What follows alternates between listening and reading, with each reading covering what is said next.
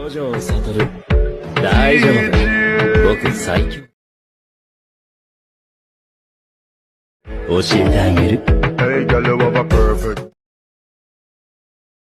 body with a perfect smile. Perfect body with a perfect alright, video শুরুতেই আপনি যে ভিডিওটি দেখলেন, আজকের এই ভিডিওতে আমরা ওই রকম ট্রেন্ডিং ভিডিও এডিট শিখে নেব অ্যালাইট মোশন অ্যাপ্লিকেশনের মাধ্যমে। তো আপনিও যদি আপনার ফটো দিয়ে ওই রকম ট্রেন্ডিং ভিডিও এডিট করতে চান তাহলে অবশ্যই এই ভিডিওটিকে এন্ড পর্যন্তই দেখুন। তো ফার্স্ট আপনাকে যে কাজটি করতে হবে, অ্যালাইট মোশন অ্যাপ্লিকেশন ওপেন করে নিতে হবে। যদি আপনার কাছে অ্যালাইট মোশন অ্যাপ্লিকেশন না থাকে আপনি আমাদের টেলিগ্রাম চ্যানেল ভিজিট করতে পারেন, লিঙ্ক রয়েছে এই ভিডিওর ডিসক্রিপশন বক্সে।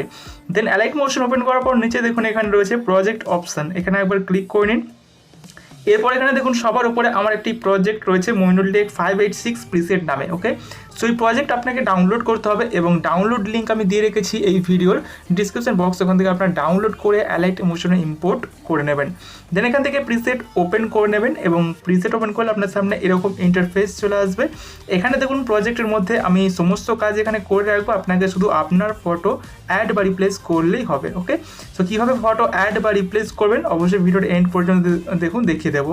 তো ফার্স্ট আপনাকে যে কাজটা করতে হবে, আপনি যে ফটোগুলি এখানে অ্যাড বা রিপ্লেস করবেন এই লেয়ারগুলির মধ্যে, সেই ফটোগুলিকে কিন্তু আপনাকে ক্রপ করতে হবে। ঠিক আছে, মানে আপনি যে ফটো ইউজ করবেন সেই ফটো আগে আপনাকে ক্রপ করতে হবে। সো ফটো কীভাবে ক্রপ করবেন সেটাকে দেখে নিন। এখান থেকে ব্যাকে আসুন, ব্যাকে আসার পর এখান থেকে প্লাস আইকনে ক্লিক করুন। এখানে ক্লিক করার পর এখানে দেখুন রয়েছে 9:16 রেশিও, তো এটাকে সিলেক্ট করে নিন।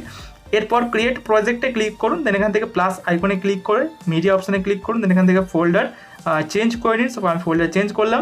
দেন এখান থেকে ফটো এরকম সিলেক্ট করুন, সিলেক্ট করার পর এখান থেকে 3 ডটে ক্লিক করে এটাকে ফিল কম্পোজিশন এরিয়াতে ক্লিক করে এটাকে ফিল স্ক্রিন করে নিন। সো ফিল স্ক্রিন হয়ে যাবে।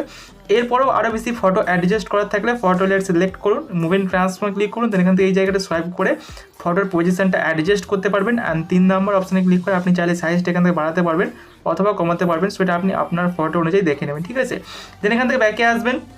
অ্যান্ড ব্যাকে আসার পর এইরকম ফটোর উপরে টাইম লাইনটা এরকম রাখবেন, রাখার পর ডান দিকে কোণে শেয়ার বাটনে ক্লিক করবেন। দেন এখান থেকে কারেন্ট ফ্রেম অ্যাজ পিএনজি এটাকে সিলেক্ট করে এক্সপোর্ট বাটনে ক্লিক করে দেবেন। দেন কিছুক্ষণ ওয়েট করবেন, এই ফটো আপনার সামনে ক্রপ হয়ে যাবে।